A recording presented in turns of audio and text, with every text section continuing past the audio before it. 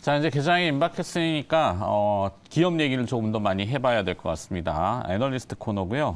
오늘은 SK증권 리서치센터 스몰캡 커버하고 있는 허선재 애널리스트 나와 있습니다. 어서 오세요. 네, 안녕하십니까. 네.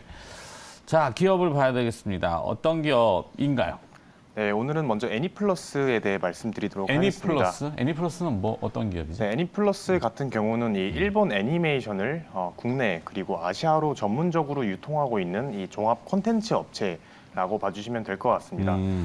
동사는 현재 일본 애니메이션 신작 점유율 약 70% 정도를 점유하고 있는 이 시장의 과점 업체이기 때문에 현재 시장에 보이는 대부분의 애니메이션은 이 애니플러스가 유통한 작품이다. 이렇게 봐주시면 될 것 같고요. 요즘 일본 애니메이션이 그 슬램덩크 시리즈부터 해갖고 또 최근에 제목은 까먹었습니다. 네, 뭐 스즈메의 문단속 네, 그리고 뭐 최근에는 스즈메의 슈퍼마리오까지 되게 흥행을 슈퍼마리오. 이어나가고 있는 좀 그러게요. 분위기가 좋은 상황입니다. 오, 이 애니플러스하고 관계가 있나요? 일단 애니플러스 같은 경우는 직접적으로 유통한 작품은 아니고요. 네. 동사의 주요 작품으로는 그 진격의 거인과 스파이 패밀리, 네. 주술회전과 같은 그런 유명한 작품들이 있습니다. 네. 애니플러스, 그렇다면 이 투자 포인트를 잡아야 되는데 애니플러스의 투자 포인트는 뭐를 보고 계시는 거죠? 제가 가장 중요하게 보고 있는 투자 포인트 같은 경우는 이 작년에 인수한 애니메이션 전문 OTT 채널인 라프텔 이라는 회사를 통해서 네. 앞으로 좀 큰 폭의 실적 성장 그리고 주가 리레이팅이 좀 일어날 것이다라고 판단을 하고 있습니다. 구체적으로 라프텔이라는 회사와의 사업적 시너지는 크게 두 가지 정도 봐주시면 되는데 첫 번째는 이 국내 포함 아시아 시장 내에서 이 동사의 지배력이 좀 크게 높아질 것이라는 점 그리고 두 번째는 이 과거에는 단순 애니메이션을 유통했지만 이제는 라프텔을 통해 이 애니메이션 제작까지 하면서 좀 한 단계 레벨업 될 수 있다는 점 이렇게 두 가지 봐주시면 될 것 같습니다. 네. 그러니까 약간 느낌은 애니메이션 전용 OTT? 이렇게 이해하면 되나요? 네, 그 작년에 인수한 회사가 애니메이션을 전문적으로 유통하는 이 OTT 서비스 업체라고 봐주시면 됩니다. 네. 뭐 한때 우리 SO 케이블에 보면은 투니버스 같은 것도 있었고 저희 어렸을 때는 AFK 네. 카르툰 뭐 이런 거 AFKN을 아시는 분들이 있나 모르겠는데. 자, 라프텔의 사업 가치만 최소한 1,000억 원 이상으로 평가를 하신다고요? 네, 좀 보수적인 숫자이다라고 봐주시면 될 것 같고요. 일단 라프텔과 사업 구조가 굉장히 유사한 이 크런치롤이라고 하는 북미 회사가 있는데요. 2021년에 이 소니가 북미 최대 애니메이션 전문 OTT인 크런치롤을 약 1조 4천억 정도에 인수를 했습니다. 이 해당 인수가를 기반으로 라프텔의 사업 가치를 계산을 해보면 이제 최소 1,000억 원 이상으로 좀 추정이 되고 있고요. 참고로 라프텔을 포함하고 있는 이 애니플러스의 전사 시총은 현재 약 1,900억 정도 네. 수준밖에 되지 않기 2,000억이 안 때문에 되네요. 앞으로 이 주가 업사이드가 매우 큰 상황이다라고 판단을 하고 있습니다. 그리고 이제 실제로 이 라프텔 같은 경우는 지금은 가입자 수가 약 20만 명 정도인데 이제 올해부터 올해 국내 가입자 수 흡수 그리고 사실 상반기에는 아시아 시장 진출이 좀 예상이 됩니다. 그래서 아시아 시장 진출을 통해서 가입자 수를 빠르게 늘려나가면서 말씀드렸던 것처럼 실적과 이 주가 리레이팅이 충분히 일어날 수 있는 환경이라고 보고 있습니다. 주가가 다시 평가를 받을 수 있을 것이다.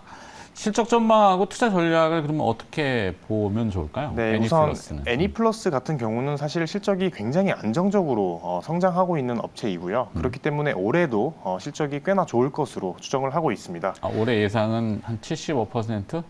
예, 올해 매출액 같은 경우는 전년 대비 약 75% 성장한 1,100억 원 수준, 영업이익 같은 경우는 약 60% 증가한 230억 수준으로 예상을 하고 있고요. 이 동사의 향후 주가 흐름은 크게 앞서 말씀드린 이 라프텔의 해외 진출 스케줄 그리고 분기별로 좋은 주가 이 실적 흐름을 보여주면서 네. 좀 달라질 것으로 예상을 하고 있고요. 그래서 앞서 말씀드린 것처럼 사실 빠르면 올해 상반기 안에 이 라프텔의 해외 진출이 좀 예상이 되는 만큼 지금부터 좀 꾸준한 관심 가져갈 필요가 크다라고 판단하고 있습니다. 네.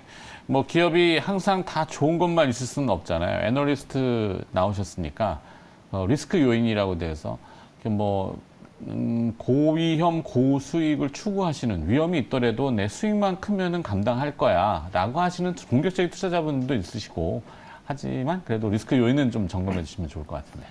네, 일단 애니플러스의 대표적인 좀 리스크 요인이다라고 하면은 네. 이 미상환 전환사채가 약 130억 정도 남아 있다라는 주식 점인데요. 관련 회사채?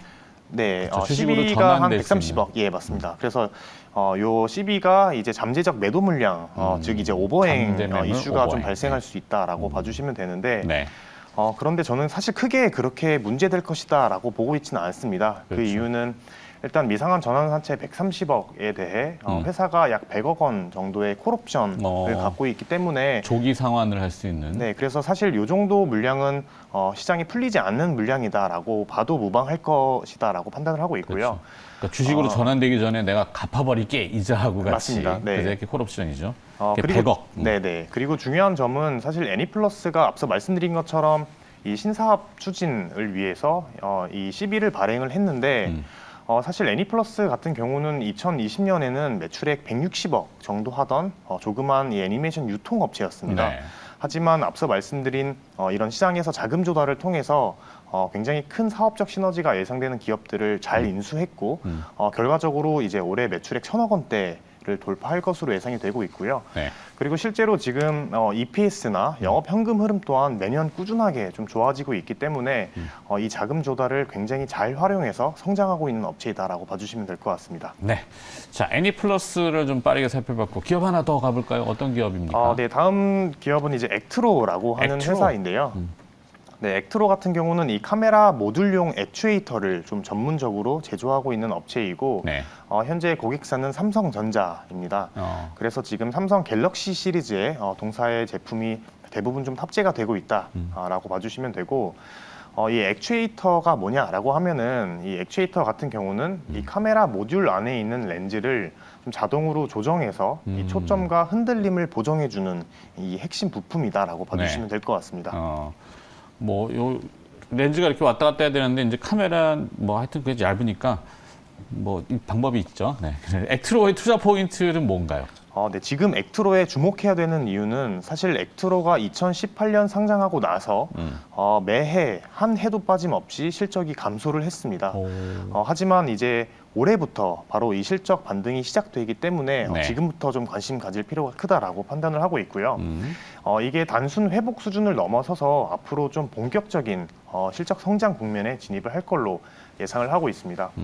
그래서 구체적인 투자 포인트 좀 말씀드리면 크게 두 가지 봐주시면 됩니다. 네. 일단 주력 사업인 이 액추에이터 쪽에서 좀 안정적으로 실적을 깔아줄 것으로 예상을 하고 있고요.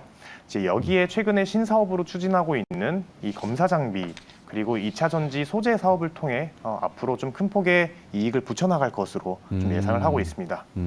2차 전지 소재라면 뭐 실리콘 음극재 이쪽입니까? 예, 맞습니다. 그래서 좀 투자 포인트에 대해서 조금 더 각각에 대해서 간략히 설명을 더 드리면 네.